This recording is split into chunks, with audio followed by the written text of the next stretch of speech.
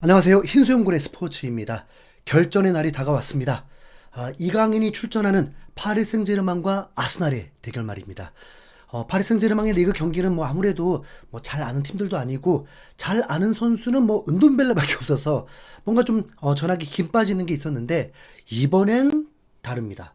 파리 생제르맹은 챔피언스리그 단골팀 아닙니까? 거기서 상대하는 팀들, 유에파에서 정말 성대한 만찬을 차려줬습니다. 파리 생제르맹이 챔스에서 붙게 되는 팀은 예선에서만 맨시티, 뮌헨, 아틀레티코 마드리드, 아스날까지 이거 새로 창단한 슈퍼컵인가요?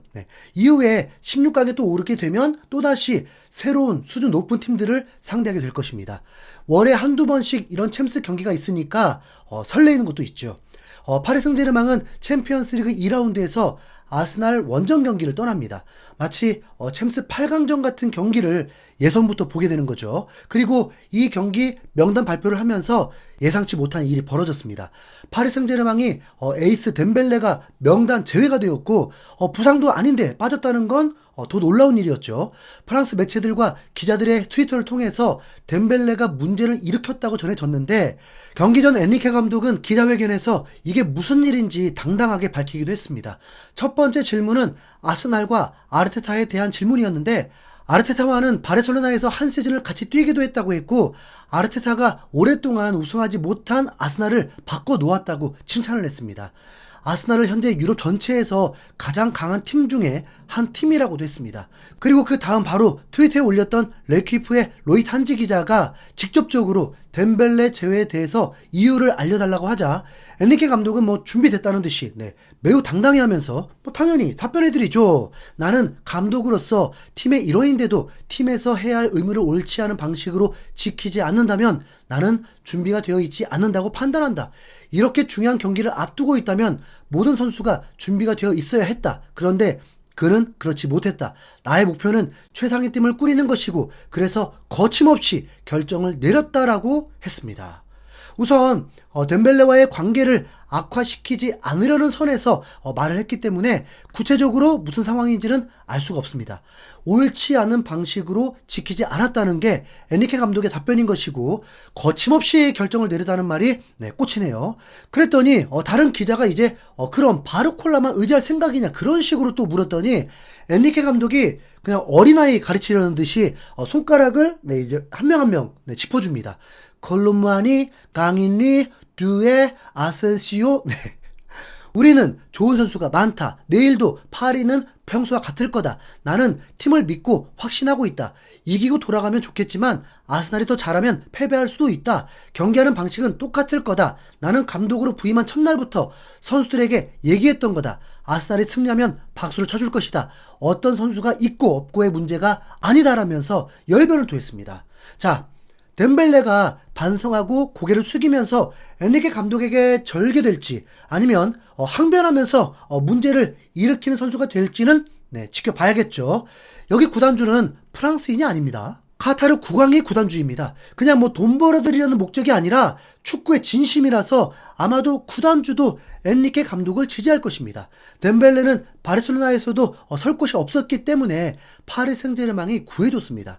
프랑스인이고 국대이고 프랑스의 상징팀이 파리 생제르맹인 만큼 동기부여가 되고 본인이 팀에서 연봉도 가장 많고 실력도 있다는 걸 아니까 에이스라고 생각하고 있겠죠. 하지만 엔리케 감독에게 덤비기엔 역부족입니다.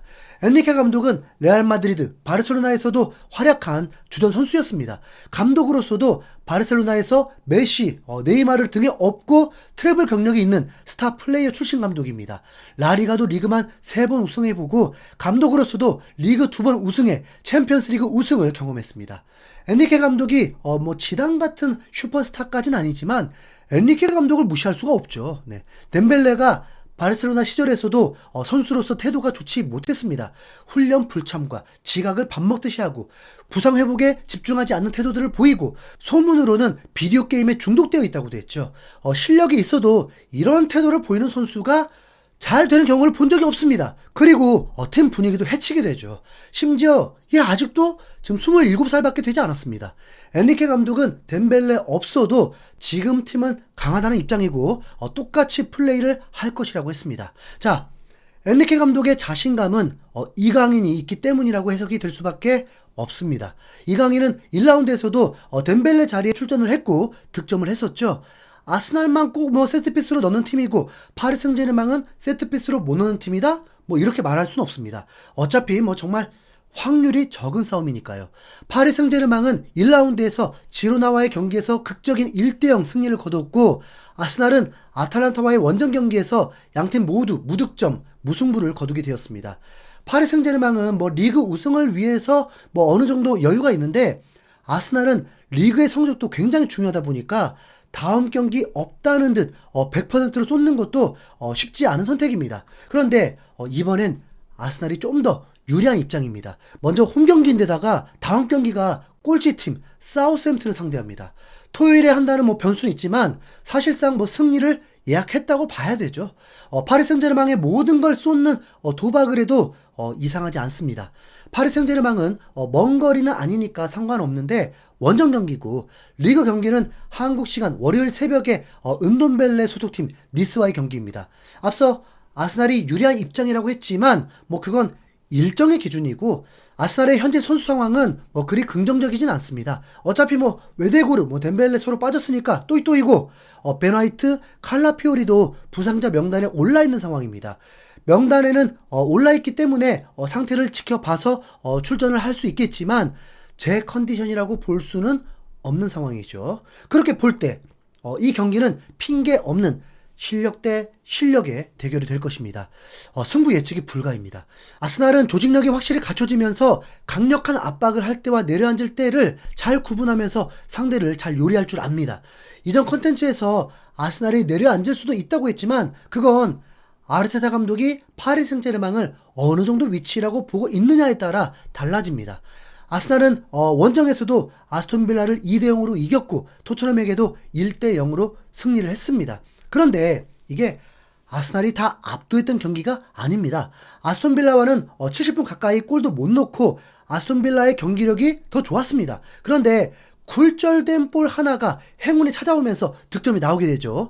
토트넘도 비슷합니다. 그 확률 낮은 코너킥 헤딩골이 나오면서 승리로 마무리되었습니다. 확실히 버틸 줄은 아는 팀인데 무조건 골 넣고 달려드는 경우에는 뭐 사실 불안함이 있습니다. 직전 경기 아스날은 레스터 시티를 상대로 4대2 승리를 거뒀는데 사실 이거 무늬만입니다. 네. 94분까지 2대2였거든요. 아스날이 홈에서 실점을 한다는 거죠. 아무리 레스터 시티에 윙크스, 스킵이 있어도 파리가 훨씬 강하지 않겠습니까? 왠지 골은 많이 나오지 않을 것으로 보이는데요. 무엇보다 우리에겐 중요한 건 이강인의 활약입니다. 이강인은 오히려 마요르카 시절에 빅클럽들을 상대로 멋진 활약들을 보여줬는데 파리 생제르맹에서 빅클럽들과의 경기에서는 아쉬움이 좀 있었습니다. 먼저는 활용도가 적었죠. 지난 시즌 챔피언스리그가 시작될 때는 이강인이 부상으로 이탈해 있었고 팀도 뉴캐슬에게 참패로 시작했습니다.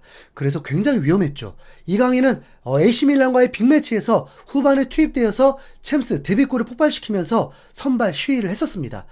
몇몇 경기에서는 선발로도 나왔지만 이후에는 골은 없었습니다. 바르셀로나와의 8강 1차전에서도 선발 기회를 얻기도 했지만 나머지 4강 가기까지는 벤치 멤버였습니다. 근데 이강인은 지금 지난 시즌보다 더 레벨업이 되었다는 것입니다.